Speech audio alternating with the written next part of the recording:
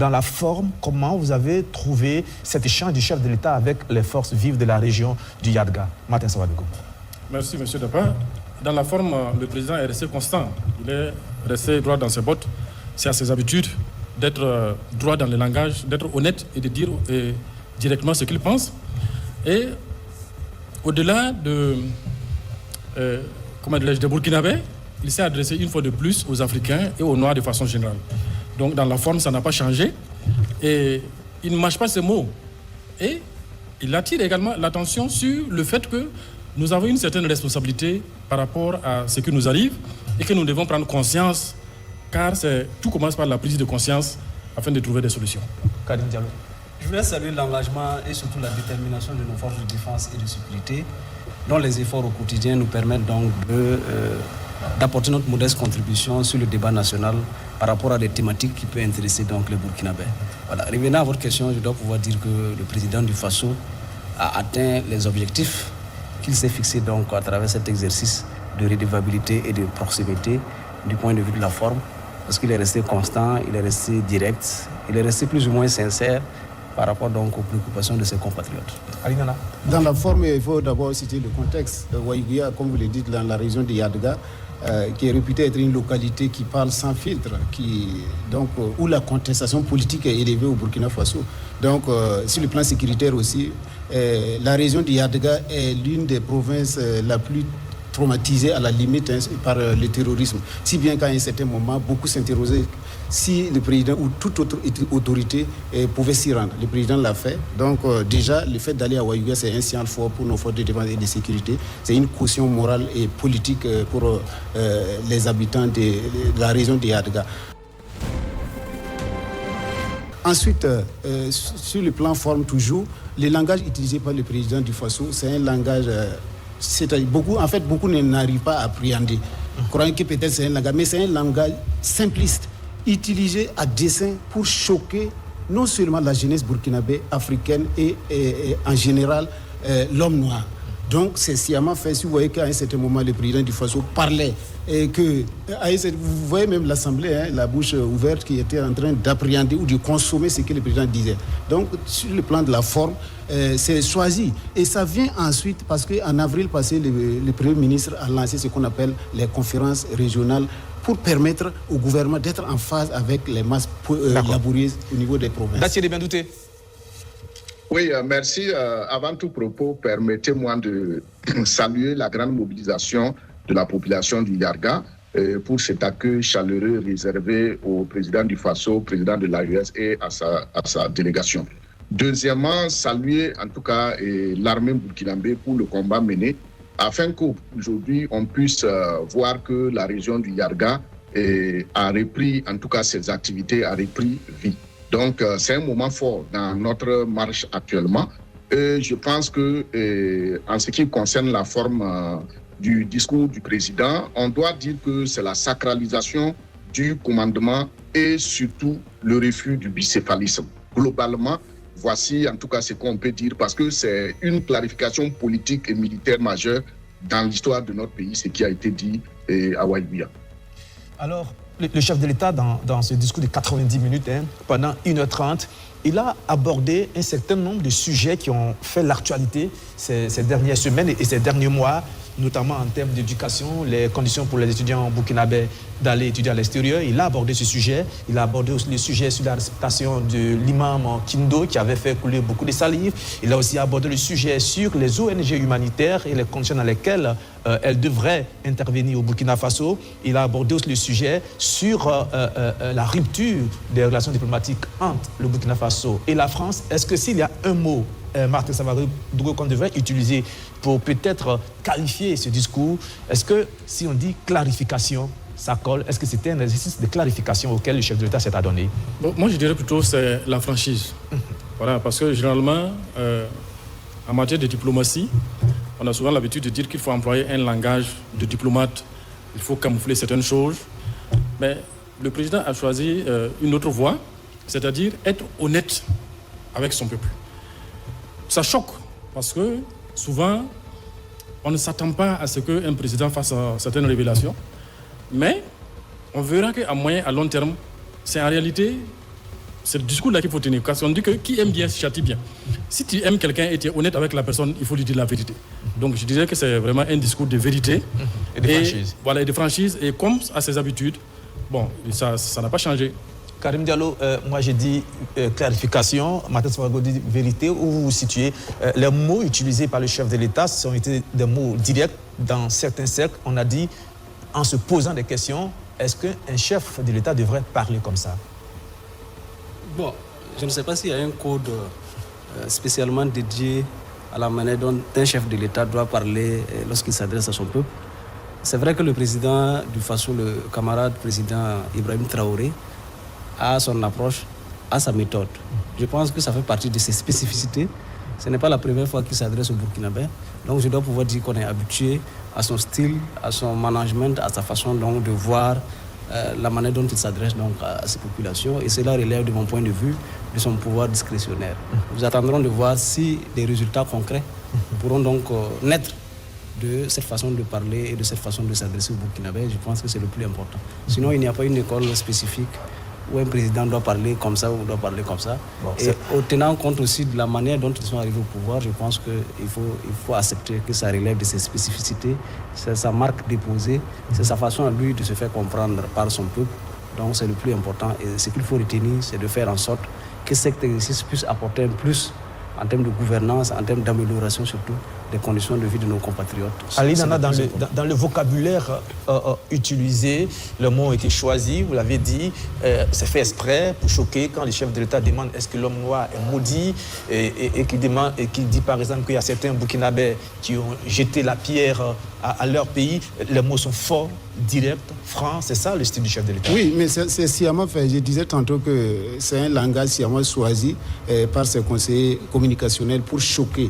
Et en Afrique, quand on choque, il y a une prise de conscience. Je crois que c'est à ce niveau que le président du Faso a agi.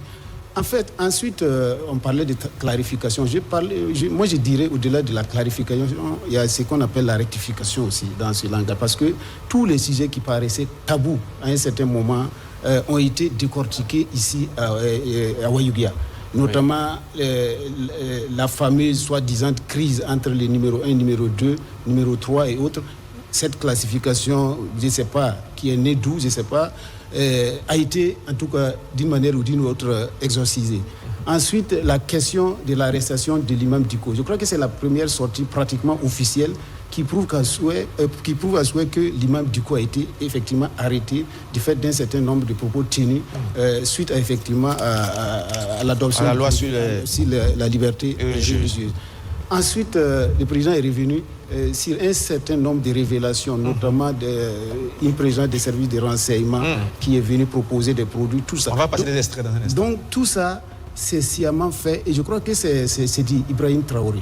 Et si vous remarquez, lors de sa première sortie à Kaya, où il a choqué aussi, et ça a été le début, avant même la proclamation de la révolution, c'était un début de changement de mentalité et de perception du pouvoir actuel en son temps. Dassiré Bendouté, dès le début de son discours, le chef de l'État est allé direct et il a posé les bases en signifiant à tous ceux qui l'écoutaient sur place, mais aussi aux téléspectateurs qui allaient l'entendre, qu'au Burkina Faso, il n'y a pas deux capitaines dans un bateau.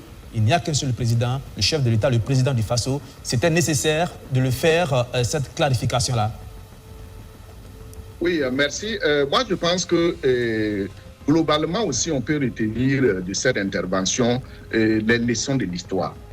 Et je pense que c'est bien de faire cette clarification pour tout le peuple burkinabé, pour tout le monde. Vous savez, on a eu une tradition dans notre pays de ne pas aimer un langage direct, un langage de vérité. Et pourquoi je le dis? Vous vous rappelez, quand le président lui-même il est venu, il a expliqué comment les gens mangeaient les feuilles dans les campagnes et il a dit que c'est méchant. Certains ont voulu utiliser ça pour dire qu'il ne devait pas dire ça. Deuxièmement, si vous vous rappelez, ici, dans ce pays, le combat que Laurent Gbagbo a mené, on a tout fait pour dire que c'est un fou, sa manière de parler, alors que c'est un éminent professeur d'université qui n'a pas eu de reproches dans son enseignement ni dans son style d'enseigner. Troisièmement, vous vous rappelez du professeur Joseph Kizerbo. Quand Joseph Kizerbo, avec les événements de 98, s'était mis devant pour que quand même le peuple burkinabé puisse réclamer la justice sociale. Qu'est-ce qu'on a dit? Certains ont dit que non, c'est un vieux, il ne devait pas sortir. Mais finalement, on a retenu quoi? Joseph Kizerbo a lancé cette sagesse dans Lara Ansara. Donc, nous avons cette tradition de ne pas aimer la vérité. Maintenant, ces clarifications qu'il a données lors de cette rencontre à Waïbouya, je pense que c'est bien et pour le peuple burkinabé et pour lui-même et ses collaborateurs. Et les gens doivent retenir des leçons de l'histoire. Quand on est dans la sphère de l'État, c'est quelque chose de haut, c'est un sacerdoce. Et nous devons éviter les traîtrises, les questions de clan, les questions de griotisme et nous concentrer dans l'essentiel. Parce que les questions de traîtrise n'ont jamais construit ni un pays, ni les traîtres eux-mêmes. Donc pour moi, c'est un appel même à ses collaborateurs de resserrer le rang et de quitter le griotisme et même les petits complots et les intérêts des clanistes. On a vu, effectivement, en 87, on a vu et comment on a monté la tête de certains et tout ce qui est arrivé. Ça a apporté quoi? À qui? C'est le pays entier qui a perdu. Donc, moi, je dis à tous ces collaborateurs, à toute cette équipe, de resserrer les rangs parce que quand on regarde le travail qu'ils sont en train de faire et la mobilisation du peuple burkinabé, moi, je le dis toujours, c'est nous, Burkinabés, qui rabaissons nos qualités. C'est que le peuple burkinabé est en train de faire, personne au monde ne l'a fait. Je dis, dans l'histoire de l'humanité, aucun peuple n'a financé sa guerre, n'a soutenu des leaders comme ce qui est en train de se passer. Et je le disais que les gens viendront au Burkina prendre les sons. On n'a pas encore fini, mais les gens défilent. Donc, tous ces collaborateurs, l'équipe du MPSR2 doit comprendre qu'ils sont en train de construire quelque chose d'historique et ils doivent éviter les discours, les à côté, le clanisme, la corporation. Ils n'ont qu'à resserrer les rangs. C'est ce que nous, on veut. On veut un leadership uni, on veut un leadership unique, on veut des leaders qui se soutiennent. L'Afrique ne peut pas passer tout son temps à connaître des martyrs. L'Afrique ne peut pas continuer à célébrer des martyrs. Il faut qu'on ait des héros vivants. Donc, pour moi, c'est bien pour tout le monde et qu'on doit répartir sur de nouvelles bases. Et même si rumeur il y a, chacun doit tirer les leçons de tout ça et comprendre que c'est notre pays. On ne doit pas, au soir de sa vie, pour des questions de trahison politique, prendre la route de l'exil. Regardez Mobutu, regardez même Blaise Compaoré aujourd'hui, regardez tous en Afrique. Mais quand vous prenez l'exemple des États-Unis, un président, il finit, tout est calculé. Il doit avoir une résidence, on lui met même de l'argent pour construire son centre présidentiel. D'accord, on doit merci. La liberté. Martin Savadogo, sur ce message, il n'y a pas de numéro 1, il n'y a pas de numéro 2. Il y a le chef de l'État, le président du Faso, le capitaine Ibrahim Traoré. Point. C'était un message aussi peut-être pour rassurer les Burkinabés que dans le bateau, il y a un patron qui mène la barque. Non seulement c'est un message pour rassurer les Burkinabés, mais également c'est un message qui s'inspire des événements qui se sont déroulés de 83 à 87, où aujourd'hui on reconnaît que l'une des erreurs qu'a commise le président Sankara, c'est d'avoir mêlé l'amitié et puis les émotions dans la gouvernance du pouvoir, dans la gouvernance de l'État. Quand vous êtes au sommet de l'État, il faut que vous puissiez vous départir des émotions. Votre premier ami, c'est l'État, c'est la nation, la patrie, l'intérêt général. Alors qu'on sait que, bon, c'est vrai, quand vous arrivez au pouvoir, surtout par un coup d'État, vous avez des collaborateurs, vous avez des associés, mais malheureusement, ce n'est pas parce qu'on dort sur la même natte qu'on porte les mêmes rêves. Donc, il peut arriver souvent qu'il y ait des clivages ou des incompréhensions.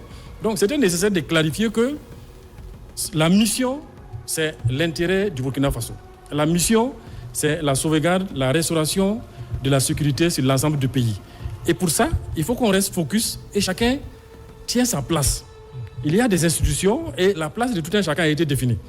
De 83 à 87, il y a eu cette erreur d'avoir ce bicéphalisme où on se disait que, bon, il y a un numéro 1, numéro 2, numéro 3. Mais quand vous regardez, par exemple, j'ai suivi une émission en France où on demandait à des journalistes de citer le numéro 2 en Chine. Il n'y en a pas. Tout le monde connaît, c'est le président. Vous prenez la Russie également, c'est la même chose. Donc, à partir du moment, parce que les enjeux sont de telle sorte qu'il n'y a aucune raison de donner l'occasion pour qu'il y ait des fissures. Parce que les gens également cherchent à savoir s'il y a un numéro 1, numéro 2, numéro 3 pour créer leur clan. Parce que ce n'est pas tous ceux qui se proclament révolutionnaires là qui sont réellement révolutionnaires. Peut-être que dans le meilleur des cas, on a 1% qui sont vraiment des révolutionnaires. Donc les gens essaient de faire des approches par rapport à certaines personnes qui peuvent prendre certaines décisions pour que leurs intérêts soient préservés. Donc il est important qu'on sache qu'il n'y a qu'un seul président. Et après, il y a les présidents d'institutions. Mais chacun a son rôle, chacun a sa place. Donc c'est clair. Et également, peut-être que cela vient mettre un terme aux rumeurs alarmistes sur le fait qu'au sommet de l'État, il y a des dissensions et que, bon... Donc c'est un peu aussi pour rassurer les populations. Pour rassurer, bon, permettez-moi, l'ancien Premier ministre avait parlé une fois des gens qui se sont approchés de lui pour lui dire qu'il peut être mieux que Premier ministre. Vous voyez les dangers quand vous permettez que certaines personnes puissent permettre de rêver que, bon, il y a des numéros. Ça, c'est intolérable, c'est inacceptable. Et je pense que désormais, même les griots qui approchent certaines personnes pour leur dire, voilà, nous pensons, bon, ils vont faire preuve de vous dites que c'est un message en même temps à ses collaborateurs. Exactement. Et aussi à la population. À la population. Karim Diallo, c'était une sorte aussi d'affirmation de l'autorité du chef de l'État. Oui, parce que quand vous vous référez par exemple à la Constitution et aussi à la charte donc, de la Révolution, le contrat social lie le président du Faso au peuple. Donc c'est le président du Faso qui est investi d'un certain nombre de pouvoirs, des prérogatives et qui doit travailler donc à satisfaire les conditions de vie de ses compatriotes. Donc a priori, il est le seul titulaire, il est l'auteur du pouvoir politique. Donc il n'y a pas deux auteurs. C'est pour ça qu'on parle de fauteuil présidentiel et non pas de banc présidentiel. Voilà. Donc c'est clair que si on se réfère aux instruments juridiques, c'est lui le commandant en chef du navire battant pavillon Burkina Faso. Maintenant, il est clair que dans le cadre de la mise en œuvre de ses prérogatives, il a des collaborateurs occasionnels qu'il choisit donc au volet et qui l'accompagnent pour qu'il puisse effectivement atteindre sa mission. Parce que lui, il est le cerveau, c'est lui qui oriente, c'est lui qui donne les instructions, mais il a des bras opérationnels techniques qui mettent en œuvre cette orientation qu'il a arrêtée ou bien ces décisions qu'il arrête donc au profit donc du peuple burkinabé. Donc de ce point de vue, on peut considérer que c'est des collaborateurs occasionnels qu'il s'entoure pour pouvoir l'atteindre, donc pour lui permettre d'atteindre donc de ce point de vue, ce qu'il dit, c'est tellement vrai que c'est lui la palissade. Maintenant, il ne faut pas penser que le fait qu'il ne soit pas en bon terme, il ne serait pas en bon terme avec certains de ses collaborateurs, puisse aussi être une bonne chose. A priori, non, parce que c'est comme on le dit, comme Thiem le dit, c'est plusieurs mecs qui ramassent donc la farine. Voilà, donc il faut espérer que ces présumées contradictions internes puissent avoir donc des solutions acceptables dans un cadre interne que lui-même il aura défini pour permettre de prendre en charge les préoccupations des Burkinabés et lui permettre à lui aussi d'atteindre les objectifs nobles qu'il s'est assignés dans l'intérêt du peuple burkinabé et dans l'intérêt de notre pays. Il faut savoir que c'est ça aussi la problématique du pouvoir politique. Quand vous gérez le pouvoir politique, il y a certains qui apprennent à votre côté et à un moment donné pensent qu'ils peuvent s'émanciper et même pouvoir donc convoiter votre place. Et c'est là que les problèmes commencent. C'est pour ça dans tout régime politique, il faut nécessairement avoir des cadres internes de concertation. Lorsque des contradictions se posent, qu'on puisse les régler pour qu'elles n'atteignent pas un certain stade où on ne peut plus rien faire. Voilà. Donc je pense qu'il est dans son rôle. Et nous souhaitons qu'il puisse réussir, parce que s'il réussit, c'est le Burkina Faso qui va réussir. Mais la gouvernance, c'est un exercice perpétuel, c'est un exercice continu. Il faut travailler à faire en sorte qu'une masse critique soit à vos côtés pour vous permettre de porter la charge du pouvoir politique. Parce que comme vous le savez, le pouvoir politique pèse lourd.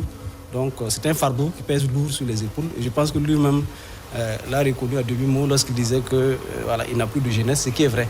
Voilà. Donc lorsqu'il se sacrifie pour son pays, il faut qu'on ait un dispositif qui lui permette non seulement d'atteindre ses objectifs, mais d'harmoniser les angles entre ses camarades avec qui il a pris aussi le pouvoir. Voilà. C'est vrai qu'il a fait des comparaisons avec le régime donc, du président Blaise Compaoré. Et effectivement, il y avait un ancien ministre des Affaires étrangères, il était aussi ministre de la Santé, je pense. Je parle de Bédouma Alain Youda, qui avait dit entre-temps effectivement que le président Blaise Compaoré n'a pas d'équivalent au niveau national. Et effectivement, quand vous regardez notre dispositif national, le président du Faso n'a pas d'équivalent sur le plan interne. C'est lui qui est le président du Faso, c'est lui qui est le premier des Burkinabés, c'est lui qui imprime sa marque, c'est lui qui donne les orientations et ses collaborateurs mettent en œuvre. Donc la discipline est importante lorsque vous êtes dans un pays. Maintenant, il faut aussi que le chef soit ouvert, voilà, qu'il puisse faire des concessions possibles. Parce que ce n'est pas tout ce qui est possible. Lorsque des gens franchissent des lignes rouges, que la sanction soit automatique telle qu'il a dit. Mais nous souhaitons que tout ça là y ait de l'ordre et qu'on puisse l'accompagner dignement afin qu'il puisse porter les préoccupations de nos compatriotes. C'est le plus important, je pense. Vous avez utilisé un terme collaborateur occasionnel. C'est un terme assez retentissant. Cela veut dire que c'est le chef de l'État qui nomme. Tout à fait. Et c'est lui qui dénomme. Qui dénomme, voilà. Qui nomme et qui dénomme. Voilà. Donc c'est collaborateur. C'est lui le patron du navire et c'est bon qu'il assume son pouvoir. Voilà. Si ça marche, c'est lui. Si ça marche aussi, c'est lui. Donc, il a le pouvoir de nommer et de mettre fin aux fonctions des personnes qu'il a nommées. C'est assez clair. Et la question des numéros 2, des numéros 3, en fait, c'est une conception en fait, qu'on a héritée donc, de notre processus de colonisation, parce que si c'est du point de vue institutionnel, lorsqu'on parle du numéro 2, en principe, c'est le président de l'Assemblée nationale. Et quand on parle du numéro 3, c'est le Premier ministre. Voilà. Alors que les numéros 1, les numéros 2 dont on fait référence, c'est par rapport à l'appareil militaire. C'est pour ça, lorsque vous prenez le pouvoir, il faut travailler à harmoniser l'ensemble des structures qui interagissent pour vous permettre d'avoir un fonds assez homogène pour pouvoir diriger. Sinon, vous allez avoir des appareils parallèles et à un moment donné, la jonction n'est pas fondamentalement facile.